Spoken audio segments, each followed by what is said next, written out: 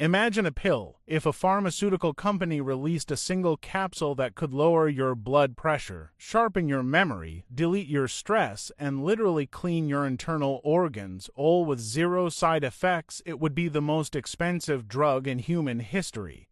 But here's the thing, you don't need a prescription. You don't need a gym membership. You don't even need a change of clothes. All you need is a sidewalk and 30 minutes. Walking is often dismissed because it looks too easy. We've been conditioned to believe that if you aren't gasping for air or drenched in sweat, it doesn't count. But modern science is proving the opposite. Today, we're going on a journey, not just down the street, but deep inside your cellular biology. We're going to look at exactly what happens to your brain, your blood, and your bones when you decide to walk for just 30 minutes every single day. By the end of this video, you'll realize that walking isn't just movement, it's a biological reset button. The moment you step out your door and start moving, your body realizes the status quo has changed. In the first 60 seconds, your heart rate climbs from a resting state, maybe 60 or 70 beats per minute, to a steady, rhythmic 100. This isn't a panic spike. It's a warm-up signal. Your blood vessels start to produce a magical molecule called nitric oxide. Think of this as a relaxant for your arteries. Your vessels widen, allowing blood to flow more easily. This is why, within just 5 minutes, your blood pressure actually starts to drop. Your body is saying, we're moving now. We need the pipes open, but it's not just physical. The most profound shift happens in your nervous system. You move from the sympathetic state, the fight or flight mode we're all stuck in because of work and emails, into the parasympathetic state. Walking tells your brain you aren't being chased by a predator. You are exploring your environment. You are safe. Now you're 10 minutes in, you've found your stride. This is where the brain starts to transform. Most people think of the brain as a computer that sits still. But your brain is actually a movement-driven organ. As your legs move rhythmically, your heart pumps 15% more blood directly to your prefrontal cortex. That's the CEO of your brain, the part responsible for decision-making and focus. But there's a secret ingredient being released right now, BDNF, brain-derived neurotrophic factor. Scientists call this miracle grow for the brain. BDNF helps your neurons repair themselves and even grow new connections. This is why you often get your best ideas while walking. You aren't just thinking. You're literally fertilizing your brain cells. If you've ever felt mental fog, walking is the windshield wiper. It clears out the metabolic waste and replaces it with fresh, oxygenated fuel. Let's talk about something that happens under the surface, your blood sugar. Every time you eat, your blood sugar rises. To handle this, your body pumps out insulin. But in our modern world, our cells often get tired of insulin. We call this insulin resistance. When you walk, your muscles do something incredible. They activate glucose transporters. Think of these as tiny vacuum cleaners. Even without extra insulin, your walking muscles start sucking the sugar out of your blood to use as energy. This is why a 30-minute walk after a meal is more effective than many medications for managing blood sugar. You are literally cleaning your blood with your legs. Here is the big secret about weight loss that the fitness industry doesn't tell you. When you do high-intensity interval training, your body burns a lot of calories, but it also spikes cortisol, the stress hormone. High cortisol tells your body to hold on to fat because it thinks you're in an emergency. Walking is the sweet spot because it's low intensity. Your cortisol stays low. Your body stays in the aerobic zone. In this zone, your body prefers to burn stored fat rather than quick sugar. You aren't forcing the weight off, you're coaxing it off. It's the difference between trying to break a door down and simply using the key. Walking is the key. Wait, real quick, if you're starting to see how these tiny hidden processes add up, do me a favor. Hit that like button. It tells the algorithm that science-based health matters.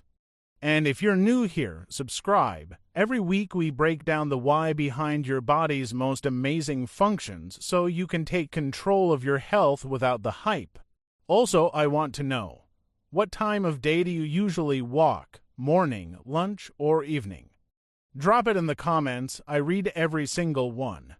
Now, let's get back to your heart. Your heart is a muscle, and like any muscle, it wants to be efficient.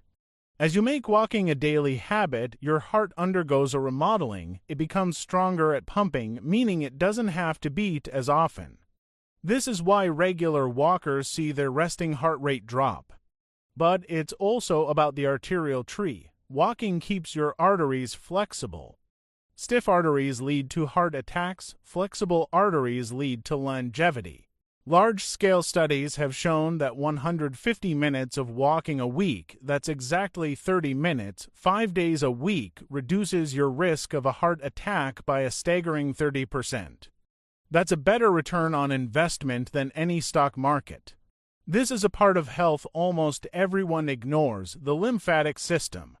Think of this as your body's sewage system. It carries away cellular waste, toxins, and bacteria. But here's the catch, the lymphatic system doesn't have a pump. Your heart pumps your blood, but nothing pumps your lymph except your muscles. When you walk, the calf pump in your legs acts as a second heart. It literally squeezes the waste fluid up through your body to be filtered and removed. If you don't move, your sewage stays stagnant. This is why you feel heavy or puffy after sitting all day. Walking is how you flush your internal system. Most modern diseases from arthritis to heart disease and even depression share one common enemy, chronic inflammation. Walking is a natural anti-inflammatory. It reduces pro-inflammatory cytokines in the blood. By moving consistently, you're telling your immune system to chill out. You're switching your body from a state of red alert to a state of maintenance and repair. People often say, I can't walk, my joints hurt, but for the vast majority, the reason your joints hurt is because you don't walk. Cartilage, the padding in your joints, doesn't have a direct blood supply. It gets its nutrients through compression. Every time you take a step, you squish nutrients into the cartilage. Furthermore, walking creates mechanical stress on your bones. Your body responds by making those bones denser and stronger. Walking is the best defense against osteoporosis. It's not about wearing out your body, it's about wearing it in. Why does walking do so much? Because you were built for it. For 99% of human history, we didn't work out, we didn't do cardio, we walked. We walked to find food, to find water, and to find each other. Your DNA expects you to move about 10,000 to 15,000 steps a day. When you sit still, your biology gets confused. It thinks you're injured or sick, so it starts to shut down systems to save energy. When you walk, you are finally speaking a language your genes understand. You are saying, I am alive, I am healthy, and I am moving forward. The best part about your 30-minute walk isn't how you feel during the walk, it's how you feel for hours later. Because you've stabilized your insulin, you won't have that 3 p.m. energy crash. Because you've lowered your cortisol, you'll fall asleep faster and stay in deep sleep longer. Because you've boosted your BDNF, you'll be more creative in your meetings or your hobbies. Walking isn't a task you check off your list. It's an investment that pays dividends every hour of the day.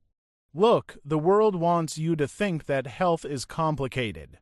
It wants to sell you expensive apps, powders, and equipment. But science tells a simpler story. You don't need to be an athlete. You don't need to be fit to start. You just need to be consistent. If you walk 30 minutes today, you'll feel better. If you walk 30 minutes for a month, you'll look better. If you walk 30 minutes for a year, you'll be a different person entirely. So, here is my challenge to you. Don't try to exercise. Just go for a walk. Your heart will thank you. Your brain will thank you, and your future self. They'll be glad you started today. Will you commit to just 30 minutes tomorrow? Write I'm in the comments if you're taking the challenge. And if you want to see how to pair this walking habit with the perfect morning routine, watch this video next. Stay curious, stay moving, and I'll see you in the next one.